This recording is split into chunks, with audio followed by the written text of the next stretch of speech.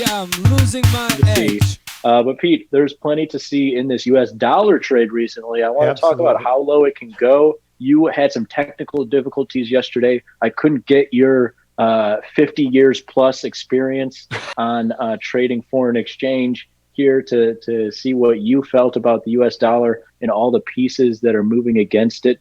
So that's why we have you here today. How low can U.S. dollar go? We're going to find out, crunch a bunch of numbers, and hopefully get all of you going with a tentative foreign exchange trade, because I'm putting together some of the stuff for the small exchange subscriber newsletter, which if you're not a subscriber, go subscribe now. I got an interesting article coming out as well as a bunch of updated advanced metrics. And yes, in that article, I do liken the US dollar and foreign exchange markets to the Grateful Dead and the Big Lebowski. But it's because these foreign exchange market and the groups that trade them, Pete, are kind of cultish, right? Like it weirdly takes a lot of people a lot of time to get over to currency trades. Yeah. And I feel like this isn't even like top 3 or 4 news stories right now. The fact that US dollars are the cheapest they've been since summer 2018. Everybody would rather talk about the fact that Snapchat is back to $10 a share. And who cares about it? This is more intriguing, right? Absolutely. And you're right. It's interesting. The I don't want to call it lag, but the challenge sometimes of product adoption. What comes with understanding? I mean, Snapchat is priced in dollars and cents. I know it. It sits on my phone if I'm of a certain age. And all those pieces are known. It's comfortable, and I have an opinion. You look at quoting in currencies.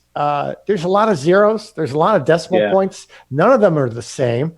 And I don't quite know which one to pick or how to wrap my head around context around, moving from 130 to 131 in the pounds means something dramatically different than moving from 118 to 119 in the euro. Yeah. In terms of dollar and percentage movement, that's a lot to put down your gullet. So not even to mention that yen piece. I mean, start throwing out some yen quotes. I mean, that's crazy. The 0.0000. Yeah, it's it took me a long time, but you get sterilized that. So you remove those first 5 zeros and rely on what the price is.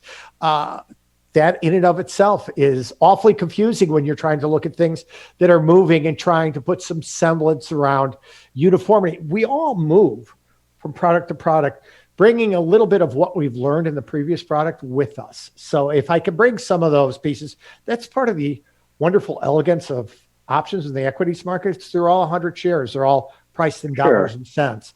It's the same thing here. That transition, if there's so many impediments to it, it's very difficult to adopt. But you're absolutely right, Frank. When you look at what are the most active retail products, it's S&P's, NASDAQ.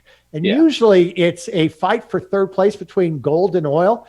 And what drifts dramatically lower are currencies and interest rates. And why? I really feel the complexity of the quoting, the difference in tick values, and sometimes that inverse relationship, which plays those same themes, all play through interest rate futures and currency futures. That's where the challenge comes.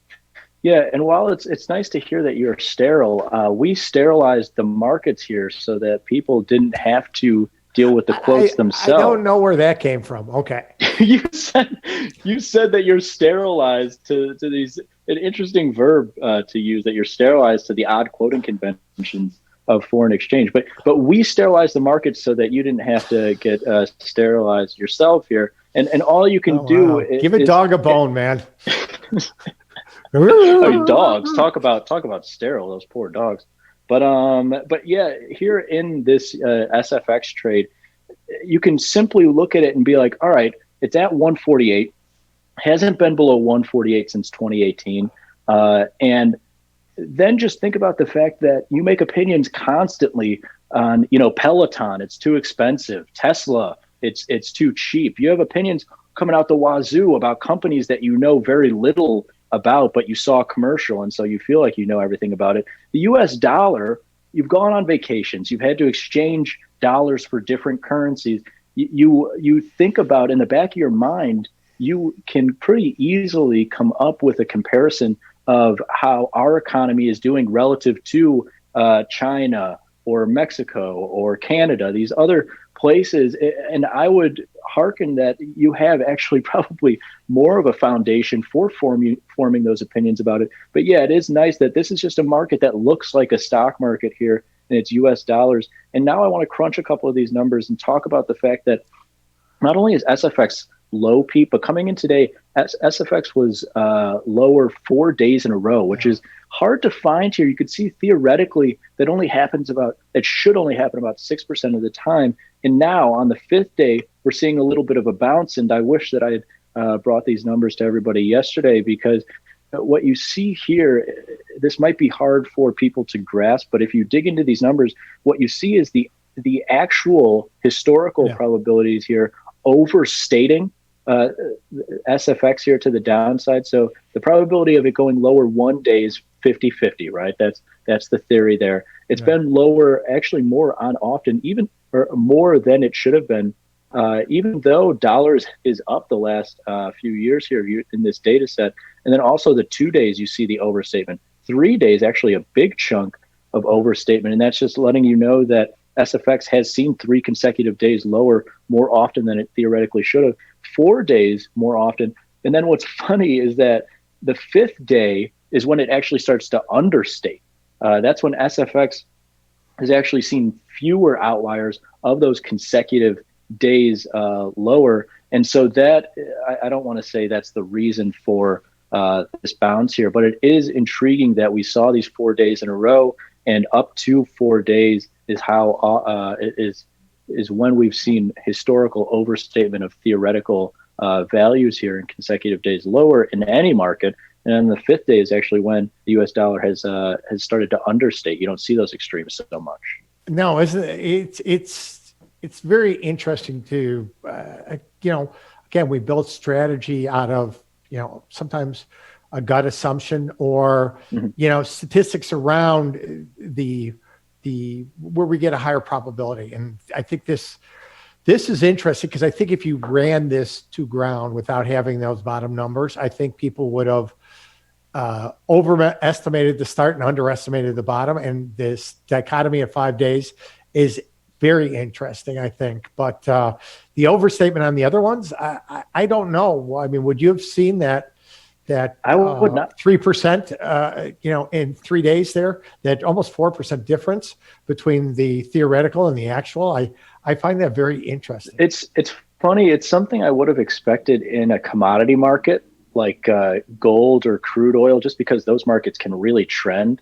Right. But these like more financial oriented markets like currencies and interest rates and equities, they tend to they don't trend so much as they see back and forth. But Agreed. Yeah, this is just kind of confirming the bouncing effect. What is, like you said, kind of in everybody's gut and minds, which is like, oh, this market's down 3 or 4 days, it's bound to bounce back. And that's what we're seeing today. And it's a good note to carry out in for short-term traders, is that just because SFX, the US dollar, is down 1 day or down 2 days in a row, it's still pretty likely that it could continue that trend up until when it gets ridiculous at about 5 days. Whereas equities, Pete, we've looked at this a lot, vastly understates these theoretical odds, because equities just bounce back harder due to a bunch of different reasons. But now I want to speak a little bit to the long term of this trade, because I think you caught a little bit of this bounce in USD, but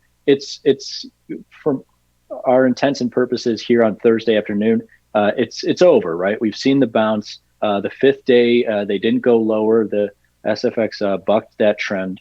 And now I want to look a little bit to the long term here, which is actually looking pretty good for dollar bulls as well. Going back to 2016 here, you can see very little time spent below this current level. Just a few months there in 2018 where they're consistently below, actually getting close to 140, and then rising very quickly back up to 150, and then eventually 160, as we saw earlier this year. And I like leaning towards a little bit of a dollar long here. But that being said, people want this buffer. I want this buffer. Uh, if the market could continue lower to 145 or 140 in the medium term, when I'm looking for a long-term trade. And this is something that I think you set up earlier today on the network, looking at the fact that SFX is negatively correlated to these other currencies, right, Pete, and then getting a little bit of a long trade using options. What piques your interest here if you were to buy an SFX contract and then sell one of these puts in these markets? I've outlined a couple of different strikes that would get you to around the ratio that you'd want. What are you looking at here? Well, you hit on it yesterday, and it was great, which was long SFX and long Canada. Canada traditionally has no direction to it when the dollar is moving. And so we're seeing the dollar at a multi-year low. Same thing happened when we were at a multi-year high above 160. Canada just is not the focus. So it kind of comes off the table. So for a premium play, if you're looking to take advantage of the pullback here in terms of direction, Canada is great. I think we can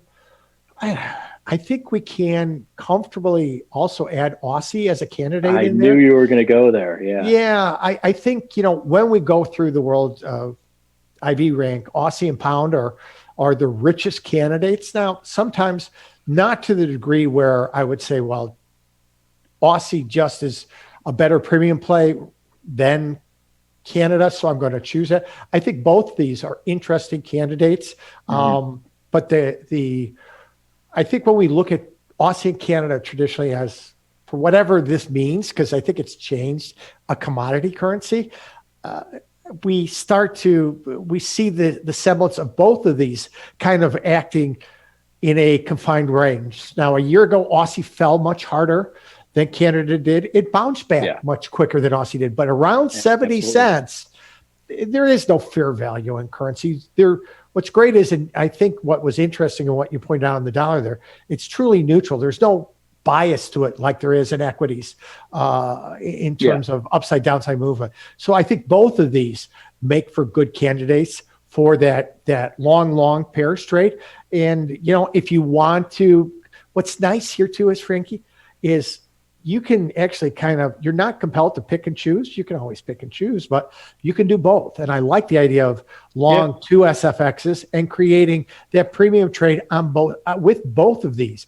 And you're taking out that commodity currency part. You're adding long dollar, which against the majors, euro, yen, and sterling, makes a lot of sense.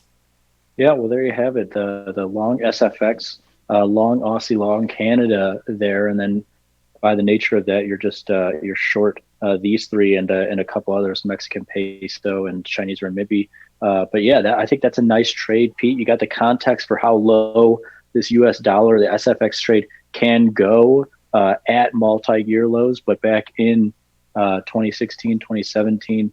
Lower than we are here. So building yourself a buffer with the short puts in those commodity currencies. I like that trade a lot, Pete. Thanks so much for helping put that together. Thanks, Frankie.